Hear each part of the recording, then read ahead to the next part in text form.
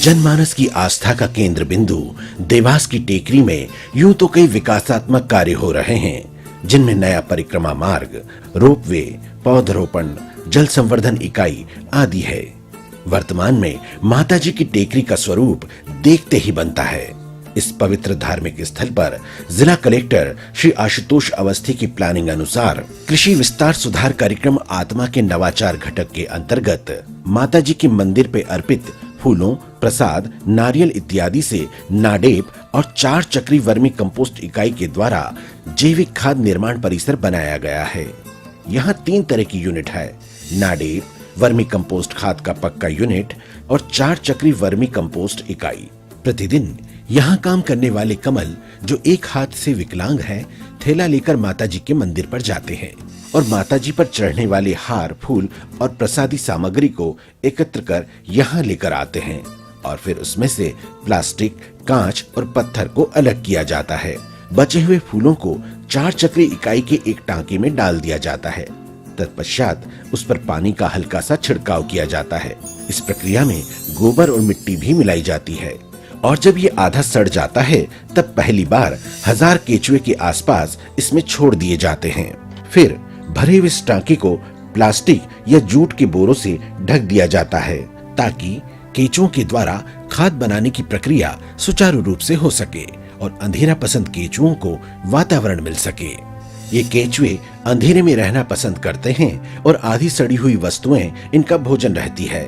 केचुए को अर्थवर्म या गिंडोला भी कहा जाता है। ये केचुए अपना भोजन करते हुए प्राकृतिक अवस्था में जमीन से 10 फीट नीचे तक जाते हैं और दूसरे रास्ते से छेद बनाते हुए ऊपर आते हैं। ऊपर आकर अपनी हगार यानी लेट्रिन करते हैं, जो जैविक खाद के रूप में होती है। केचुए के पेट में अमीनो एसिड और इस तरह के रसायन होते हैं जो जैविक खाद बनाने की प्रक्रिया में बहुत सहायक होते हैं। इस खाद में खेती के लिए आवश्यक पूरे 16 तत्व होते हैं, जबकि रासायनिक खाद से एक बार में अधिकतम 2 या 3 ही तत्व मिलते हैं। केचुए जिस छेद से जाते हैं उस छेद से ना तो वापस आते हैं और ना ही जाते हैं। ये नया रास्ता बनाते हुए ऊपर आते हैं और पुनः ऊपर आकर लेट्रिन करते हैं, जो खाद के रूप में हमें प्राप्त होती है। प्राकृतिक रूप में भी केचुए खेत में इसी प्रक्रिया को अपनाते हैं, जिससे खेत में पतली नलिकाओं का निर्माण होता है। इससे वायु का संचार अच्छा होता है और बरसात का पानी नीचे तक उतरता है। यही कारण है कि केचुए को किसान का मित्र कहा जाता है। ये प्राकृतिक रूप से खेत की जुताई करता है। खेत की इसी प्रक्रिया के अनुरूप इस 4 चक्री वर्मी कंपोस्ट इकाई में केचुए से जैविक खाद का निर्माण किया जा रहा है। केचुए छोड़ने के 21 दिन बाद ये केचुए खाद को बनाकर तैयार कर देते हैं। तब तक दूसरे टाके में एकत्र किए गए हार फूल आधे सड़ जाते हैं और केचुए चाय पत्ती की तरह खाद बनाने के बाद स्वतः ही भोजन की तलाश में दीवार में बनाए गए छिद्र के माध्यम से दूसरे टाके में चले जाते हैं। इसी तरह दूसरे से तीसरे, तीसरे से चौथे और निरंतर ये 4 चक्री वर्मी कंपोस्ट इकाई बिना किसी मशीनी प्रक्रिया के जैविक खाद का निर्माण करती रहती है। खाद बनने के बाद उसको बड़ी छलनी नुमा यंत्र से छान लिया जाता है, जिससे कि कंकड़, पत्थर और केचुए अलग किए जा सकें। बारीक छने हुए खाद को 1 किलो, 5 किलो और 50 किलो की पैक में भरकर मार्केट के लिए तैयार किया जाता है, जहां इसे 15 रुपए किलो के हिसाब से बेचा जाता है। पहली बार में इस इकाई से 40,000 रुपए का जैविक खाद सेल किया जा चुका है। इस टांके के नीचे एक वॉल लगा है। इस वॉल से केचुए का नहाया हुआ पानी निकाला जाता है, जिसे वर्मी वॉश कहा जाता है। ये वर्मी वॉश पूरी खाद का सत लिए होता है। डाला गया पानी केचुए के ऊपर से होकर जब अधिक मात्रा में हो जाता है तो वॉल के माध्यम से उसे निकाल लिया जाता है। ये वर्मी वॉश फसलों और पौधों के लिए टॉनिक का काम करता है। प्राकृतिक रूप से खेती करने वालों के लिए ये खाद और वर्मी वॉश अमृत के रूप में होता है।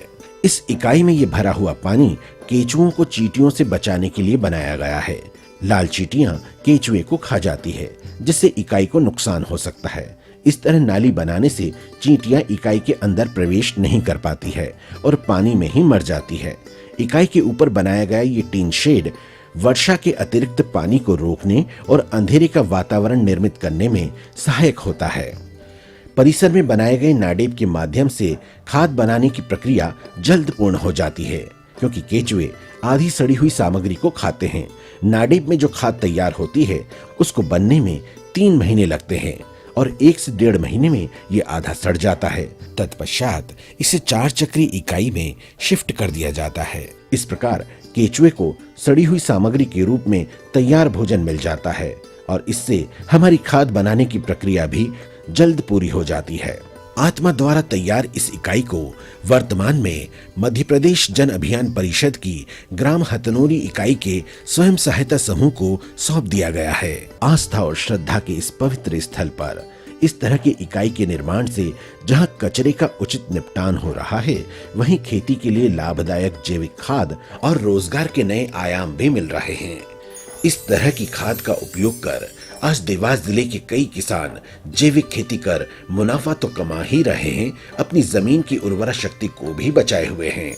2002 से मैं जैविक खेती करता आ रहा हूँ, केचुए खाद का उपयोग करता हूँ, तो उससे हमें दोहरे लाभ मिलते हैं। एक तो हमारी फसल अच्छी होती है, इसके बाद दाने जो उसके होते हैं उसका कलर अच्छा होता है, मार्केट में उसके दाम मिलते हैं। इसके बाद पैसा कम खर्च होता है, जैसे खर्चा 1 रुपया और आवक 16 रुपये। इसी से सब्जी भी बाज़ार के अंदर, जैसे औरों किसानों की सब्जी जाती है 50 रुपये 60 रुपये बोरी के हिसाब से, मतलब तगाड़ी, जैसे ये तगाड़ी है ना, ऐसे होते हैं टोकरियाँ जिसको हम बोलते हैं, टोकरी से जाती है और हमारी टोकरी जाती है 200-250 रुपये की। मैं तो बहुत खुश हूँ जैविक खेती के अंदर और मेरे किसान भाइयों से भी ये निवेदन करता हूँ कि आप भी जैविक खेती करो। इस तरह की इकाई का निर्माण कर आप भी जैविक खेती कर अधिक मुनाफा और जमीन को बंजर होने से बचा सकते हैं। है ना ये कितना आसान और प्राकृतिक।